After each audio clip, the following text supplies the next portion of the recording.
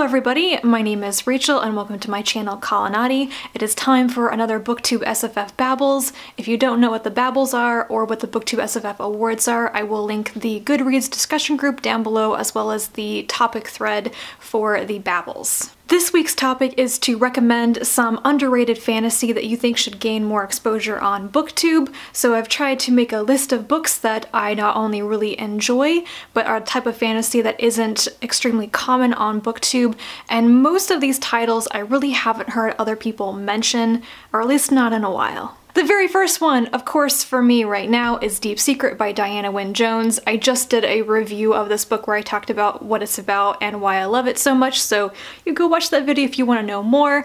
But Jones is she was just a wonderful fantasy writer for middle grade and YA ranges, but this is one of her adult novels and it is so well worth reading. It is slightly older fantasy. Like a lot of things in my stack, more people need to read this because I think many people would enjoy it.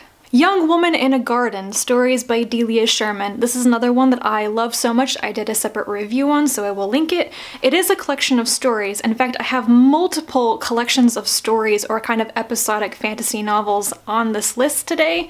This is just the first one. So if you want something that spans an author's entire career of short fiction, and it's all different types of fantasy, this is a great one to pick up. Tales of Nevèrÿon by Samuel R. Delany. I've mostly talked about Delany's science fiction because he's written some very, very classic science fiction, but he writes fantasy too. The Nevèrÿon series, of which this is just volume 1, I think, of 4, is his take on sword and sorcery fantasy, where he's really just using the genre to explore issues of gender and race and sexuality and language and power. It's definitely something to wrap your brain around, and my relationship personally with Delany is kind of a difficult one, and I think that if you want something thought-provoking that makes you see how fantasy and science fiction or speculative fiction can be used very elegantly to discuss like real-world issues and stuff, then you should try this one. Next is Swordspoint by Kushner. This is one that I know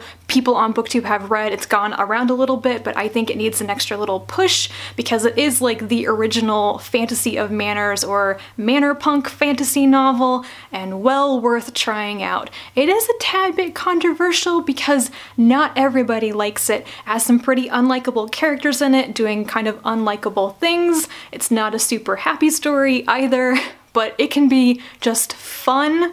And if you want to read about like queer characters in fantasy, then just read all of the Swordspoint and Riverside books with Kushner and Delia Sherman. Swordspoint is also one of those rarer fantasy novels that doesn't have any magic in it. There's nothing magical in the story. It's just in a secondary world. It's got swordsmen and nobles and duels and stuff, so it's got all the trappings of a fantasy world without the actual magic. The Seventh Bride by T. Kingfisher, because I think more people need to know about Ursula Vernon. T. Kingfisher is Vernon's pen name, where she usually writes her most adult work. Vernon is mostly under her real name known for her children's books like Dragon Breath and Hamster Princess, so she segregates her more adult like fairy tale retellings from the children's market as much as possible. The Seventh Bride is kind of her original fairy tale, though I think it has some elements of Bluebeard in it. It is about a girl named Rhea, a miller's daughter who is betrothed to a man she doesn't want to marry, but nobody can deny him what he wants. She has to go to his house, she discovers his previous wives, and her only aid may come from a hedgehog. It is funny and poignant and has a very practical female character who gets stuff done, and sometimes you just want a story like that. This book was originally self-published, like all of Ursula Vernon's T. Kingfisher books, but it was so successful that Amazon picked it up and reprinted it in their imprint, and you can buy physical copies of it now. Kalpa Imperial by Angelica Goradischer. The subtitle of this is The Greatest Empire That Never Was, and it was translated from Spanish by Ursula K. Le Guin.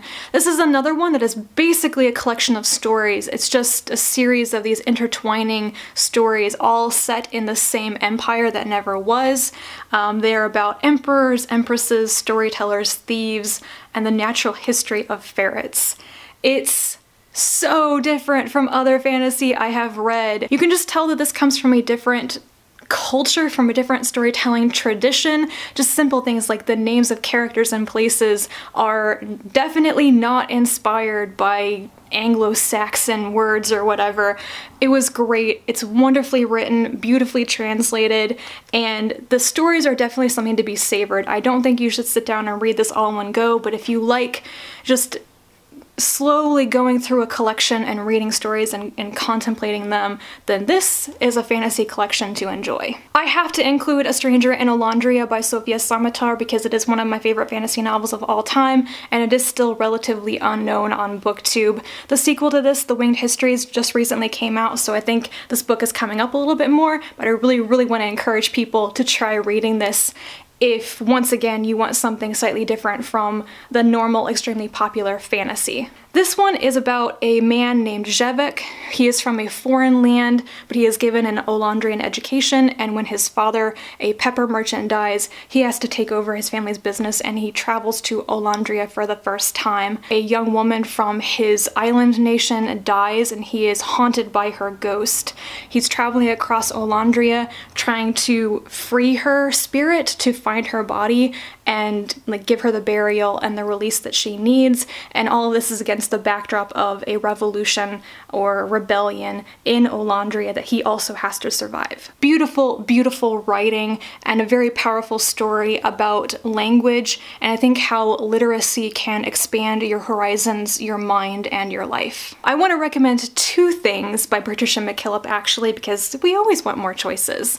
The first one is The Forgotten Beasts of Eld. This is her second novel ever published back in the 70s, and it's the first book that won the World Fantasy Award, so go McKillop.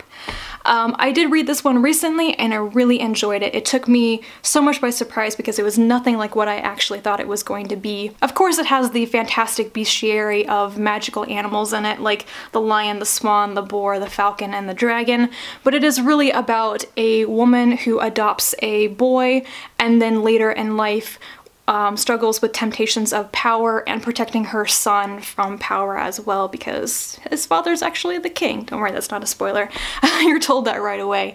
It was just a different type of story that felt very personal. It's really about this personal struggle with power and being given power and how that can change you as a person, which I thought was very moving by the end. The other book by McKillop that I'd like to recommend is The Bards of Bone Plain, which is one of hers that I love the title, I really enjoyed the book, and it's a bit more memorable in its plot than many of her books have been for me.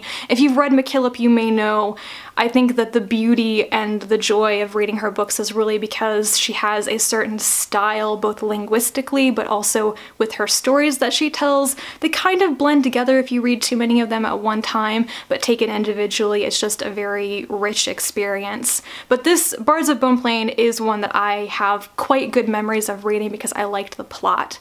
It is kind of unusual for one of her books that it begins with a pretty contemporary setting. It is a magical world, kind of, but it seems like it's set more in our time period with like cars, and there are people on an archaeological dig trying to investigate these myths of the past, and of course they find clues and start kind of flashing back to a man who has lived for hundreds of years and his story throughout the ages.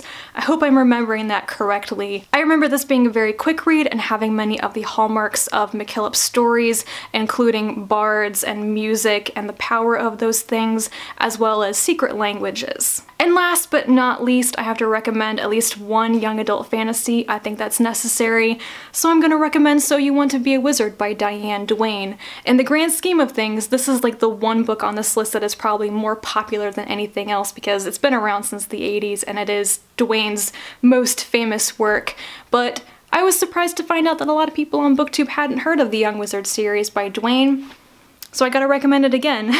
I did do an overview video of the first 9 books in the series, so I won't talk about it much more, but it begins with a boy and a girl discovering that they are wizards, joining the wizarding community, and fighting against the lone power, which is entropy or the slow death of the universe. Those are all of my underrated fantasy recommendations, but I hope that some of you found something interesting on this list that you'd like to try reading. And if you have any of your own underrated fantasy recommendations you'd like to make, I will put the link to the topic for this week's Babble on Goodreads down below, so you can join in there. And that's it for me this time. Thank you guys very much for watching, and I will talk to you again soon. Bye.